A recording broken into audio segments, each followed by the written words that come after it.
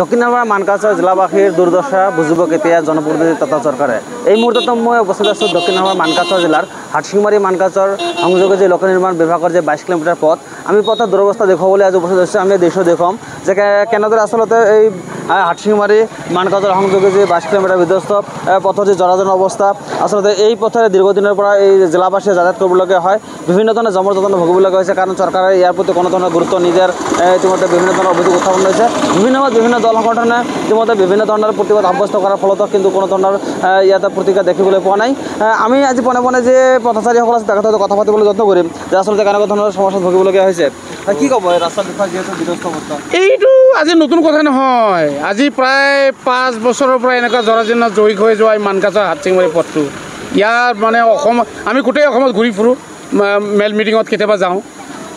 অসমৰ কোনো জেগাতে কোনো স্থানতে এনেকুৱা ৰাস্তা নাই, এনেকুৱা দুৰৱস্থা শোচনীয় অৱস্থা নাই। ইমান দুৰ্ভোগ ভুগি আছোঁ আমি।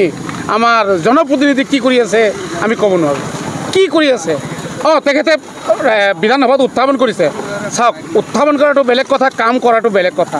আজি 4 বছৰে গ'ল, প্ৰায় 5 বছৰ হ'লেই আৰু নিৰ্বাচন আহিব লগা হ'ল, কিন্তু তেখেতে কি কৰি আছে বুজি নাপাওঁ।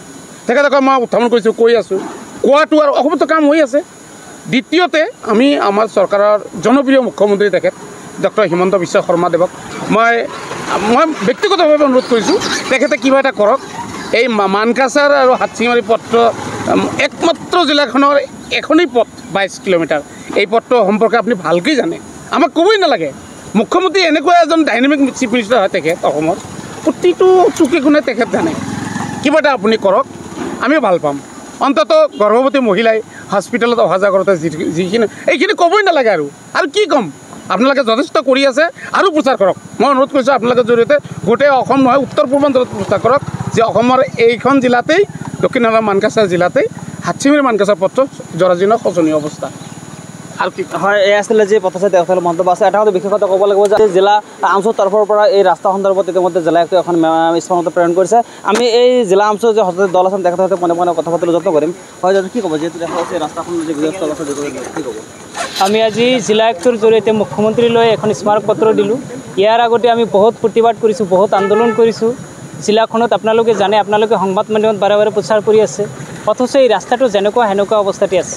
আজি 15-20 বছৰ ধৰি এই ৰাস্তাটোৰ অৱস্থা এনেকুৱা। 3-4 বছৰ পাছে এটা ৰিপেয়াৰিং কাম লৈ আহিব 3-4 কোটি টকাৰ, সেইটো ইফাল সিফাল কৰি কণ্ট্ৰেক্টৰে পকেট লৈ সোমাব। অথচ জনসাধাৰণ যি কষ্টত ভুগিব লগা হৈছে আজিৰ তাৰিখতো সেই একে কষ্টতে। আজি কিছুদিন আগত ৰিপেয়াৰিং হ'ল, 1 মাহ ৰাস্তাটো ভাল যোৱা নাই। 1 মাহ ৰাস্তাটোদি মানুহ গাড়ী চলাচল কৰিব পৰা নাই, তাৰ পাছে এইফালেদি বনাই আছে, এইফালেদি ভাঙি গৈ আছে। গতিকে ৰিপেয়াৰিং আমাৰ নালাগে, ৰাস্তাটো পুনৰ এটা হেভি ৰাস্তা কৰিব লাগে, এটা ৰাজ্যিক ঘাইপথ হিচাপে ঘোষণা কৰিব লাগে আৰু ৰাজ্যিক ঘাইপথ হিচাপে ৰাস্তাটো বনাব লাগে। কাৰণ ইয়াতে আপোনাৰ এক্সপৰ্ট ইম্পৰ্টৰ ট্ৰেড চেণ্টাৰ এটা আছে, তাত কোটি কোটি টকা ৰেভিনিউ কালেকশ্যন কৰা এটা চ'ৰ্চ আছে গভৰ্ণমেণ্টৰ। অথচ এই বিষয়টোলৈ গভৰ্ণমেণ্টে নীৰৱ। গুৱাহাটীত লাখ কোটি টকাৰ বাজেট লৈ আহি অসমৰ মুখ্যমন্ত্ৰীয়ে তাত বিভিন্ন কোম্পানী ফেক্টৰী কৰিব পাৰে, অথচ ইয়াতে লাখ জনতাৰ যি দুখ দুৰ্দশা, যি জনসাধাৰণৰ যি কষ্টত ভুগি আছে, এইটো লৈ কোনো ভৰক্ষেপ নাই, কোনো চকু নাই। অথচ আমি অসমৰ মানুহ, আমি ভাৰতবৰ্ষৰ মানুহ, আমি ভোট দি MLA পঠাওঁ, আমি MP পঠাওঁ পাৰ্লিয়ামেণ্টত। গতিকে এই জিলালৈ অসম চৰকাৰে অলপ চকু দিব লাগে। কাৰণ যেতিয়া আপোনাৰ সৰ্বানন্দ সোণোৱালৰ দৰে মুখ্যমন্ত্ৰী হোৱাৰ লগে লগে আমি এখন স্মাৰক পত্ৰ দিছিলোঁ, তেতিয়া আমাক কথা দিছিল 1 মাহৰ ভিতৰত ৰাস্তাটোৰ ছাৰ্ভে ক্লিয়াৰ কৰি লক্ষীপুৰৰ পৰা মানকাছাৰলৈকে আমি এটা ৰাষ্ট্ৰীয় ঘাইপথ হিচাপে আমি ৰাস্তা বনাই দিম। কিন্তু সেই প্ৰতিশ্ৰুতি লৈ গ'ল। আজি মুখ্যমন্ত্ৰী সৰ্বানন্দ সোণোৱাল হিমন্ত বিশ্ব শৰ্মা ডাঙৰীয়া হ'ল, তথাপিও ইমান স্মাৰক পত্ৰ, ইমান আন্দোলন, সংবাদ মাধ্যমত প্ৰচাৰ, যি অৱস্থাত সেই অৱস্থাতে আছে এই ৰাস্তাটো কোনো নাই। গতিকে এই ৰাস্তাৰ বাহিৰত বিকল্প কোনো ৰাস্তা নাই আমাৰ জিলাখনৰ। একমাত্ৰ ৰাস্তা 22 কিলোমিটাৰ ৰাস্তা, য'ত বৃদ্ধা বেমাৰী, স্কুলীয়া ছাত্ৰ সব এইটো ৰাস্তাটো দিব লাগে। আধা ৰাস্তাত ডেলিভাৰী পেচেণ্ট ডেলিভাৰী হৈ যায়, এনেকুৱা উদাহৰণ বহুত আছে। গতিকে এই ৰাস্তাটো ইমান ভয়াৱহ পৰিস্থিতি, ভয়াৱহ অৱস্থা। VIP মানুহ আহিলে আপোনাৰ হাটশিঙিমাৰীৰ পৰা বৰ্ডাৰ ৰোডেদি মানকাছাৰ যায়, এই ৰাস্তা দি যাবলৈ সাহস নাই। অথচ জনসাধাৰণ বেমাৰী মানুহ প্ৰতিদিনে অহা যোৱা কৰি আছে। এদিন কোনো এজন VIP মানুহ হাটশিঙিমাৰীৰ পৰা মানকাছাৰলৈ আহক, আমি আহ্বান জনাইছোঁ। এদিন আহক টেম্পুৱেদি, তেতিয়া গম পাব যে এই ৰাস্তাটোত কি কষ্টত জমৰ যাতনাত ৰাইজে কষ্ট ভোগ কৰি আছে, তেতিয়া গম পাব। গতিকে এই ৰাস্তাটো অতি শীঘ্ৰে ৰাস্তা বনাব লাগে, ৰাজ্যিক ঘাইপথ হিচাপে ঘোষণা কৰিব লাগে।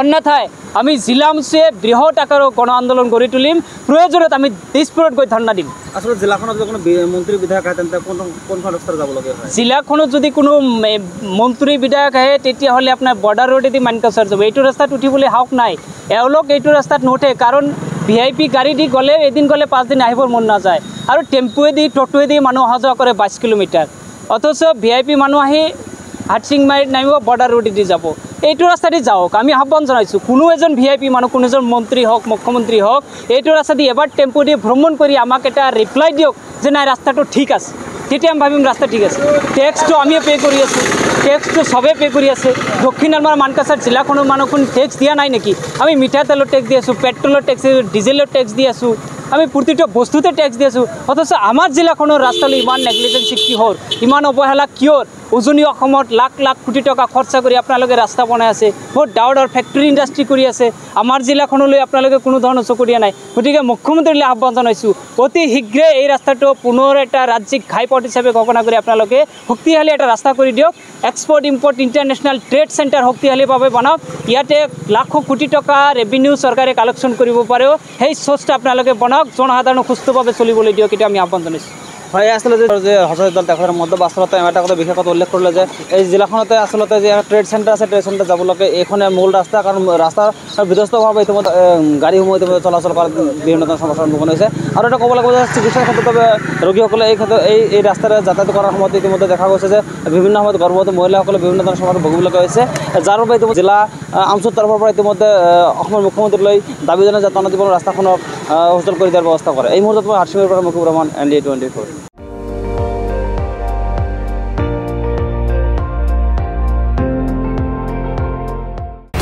আপুনি চাই আছে ND24 সৰ্বশ্ৰেষ্ঠ নহয় সৰ্বোত্তমৰ দৌৰ